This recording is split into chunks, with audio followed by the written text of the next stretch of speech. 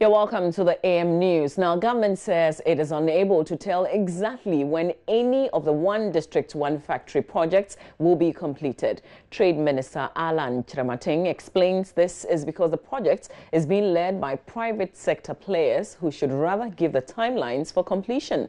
Responding to questions on the floor of Parliament, Mr. Kyeremanteng said 700 proposals have been received so far for the construction of various factories, of which 256 are being considered for financial support.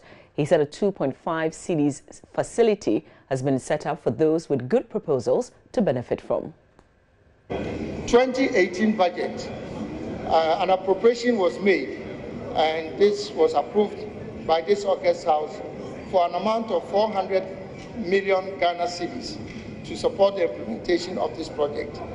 So based on the releases that come from the Ministry of Finance, as and when we are able to obtain these releases, we will provide support accordingly for these projects. In addition to that, Mr. Speaker, in addition to that, government working through the Ministry of Trade and Industry has been able to mobilize over 2.5 million Ghana cedis, billion Ghana cedis from participating financial institutions that is available to be accessed on a case-by-case basis for companies that qualify.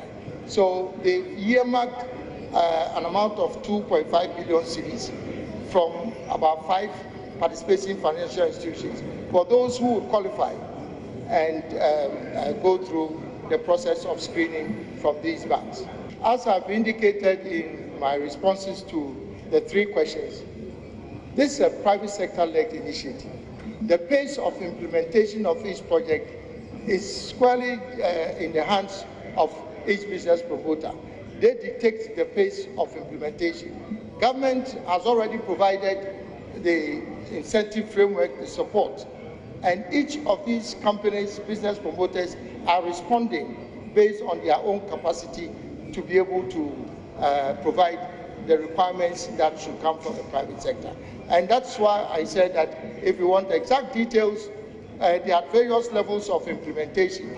And I think that I should not arrogate to myself the power to determine at what point and at what time each of these companies are going to finalize the establishment of this work.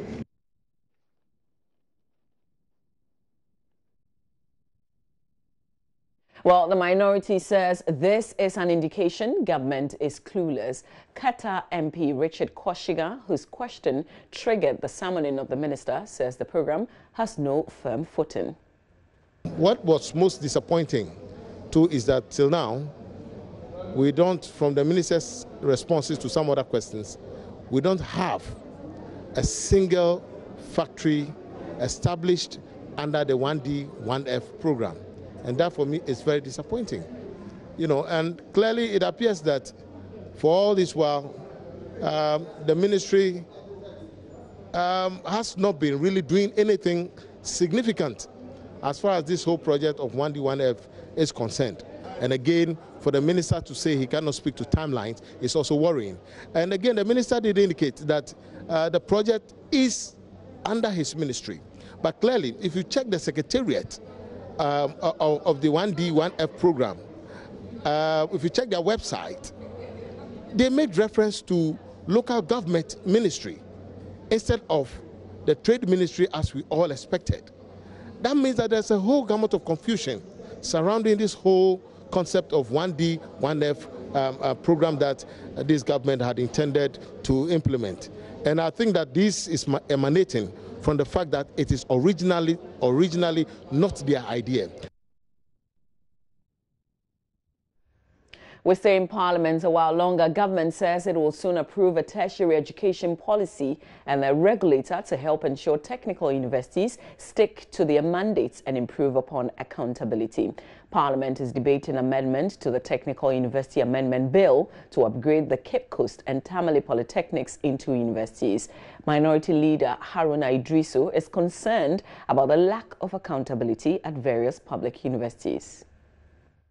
Minister and the Auditor General in particular must take interest in the accounts of the universities. when they sell admission forms, they make enormous financial amounts of money.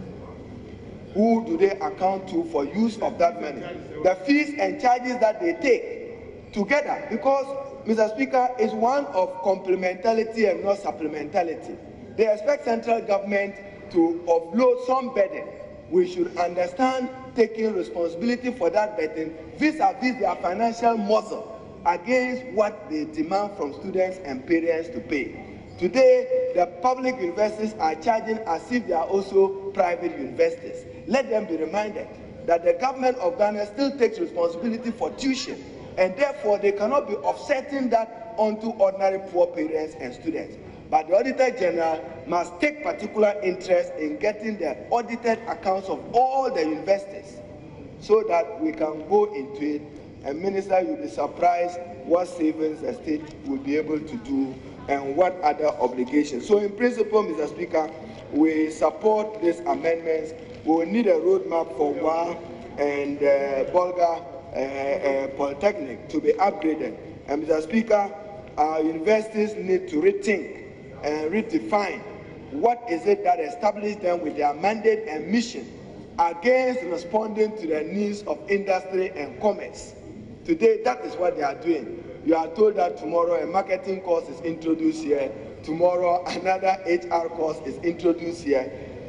And Mr. Speaker, a needs test. What is our human resource needs as a country? Have we defined it? We need to know within the next 5-10 years, how many medical doctors do we need? How many engineers do we need? How many persons do we need with IT background? It is not defined. We are just training. We cannot continue to train for training purposes, and we cannot continue to train simply because we have universities. It must be tied to our national objectives, our development objectives, and tied to the principles of the Constitution. Well, Education Minister Dr. Matthew Opoku-Prempeh says his outfit is working to resolve the concerns raised there by the minority leader. Cabinet has mandated my good self to come up with the ministry with a technical tertiary education policy. And in the tertiary education policy, we should ensure that the universities stay to their core mandates. Before we can do that, Mr. Speaker, we have to create a regulator, of which we have two, the National Accreditation Board and the National Council for Tertiary Education, form a unified regulator will give the necessary powers to make sure that what the minority leader spoke about, accountability, that the universities are accountable to the missions for which they were set up. As of now, we don't have clear guidance on that issue. So I hope that when the tertiary education reform policy eventually gets here, Parliament will contribute to that debate and enrich that document for the purposes of helping develop our economic well-being in this country. Mr. Speaker, the roadmap. The Commission on Human Rights and Administrative Justice, SHRAJ, is criticizing politicians for paying lip service to the fight against corruption. Deputy Commissioner of SHRAJ, Richard Kwesen, in his keynote address at the launch of Metego Anti-Corruption Report by Pen+Byte Ghana, stressed that politicians only campaign with promises of ending corruption just to score political points.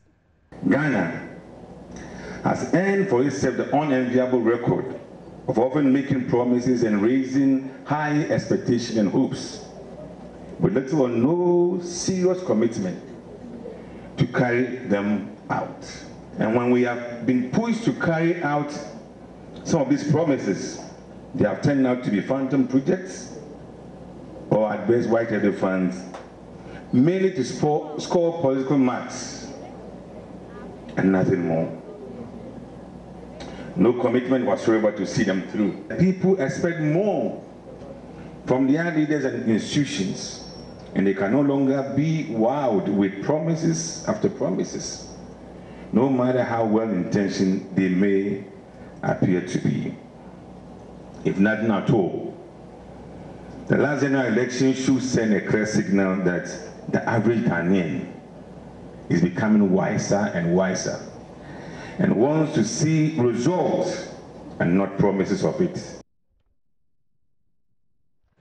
The Ghana LPG Operators Association is calling on government to institute safety measures in regulating the activities instead of pushing them completely out of business.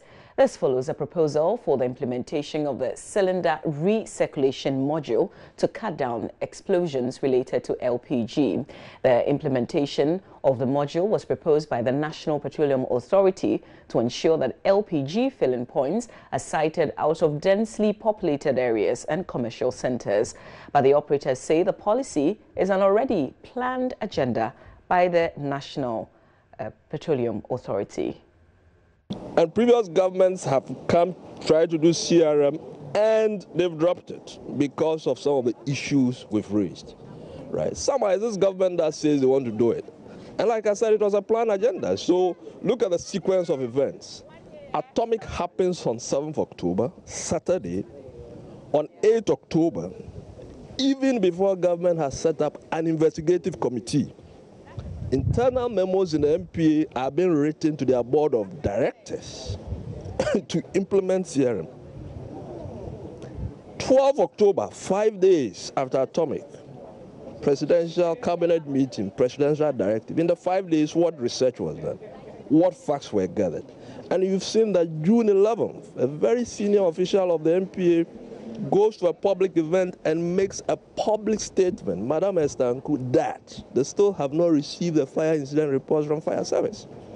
So you haven't done your research. You haven't looked at the facts. You haven't looked at the evidence, and you are rushing with the policy.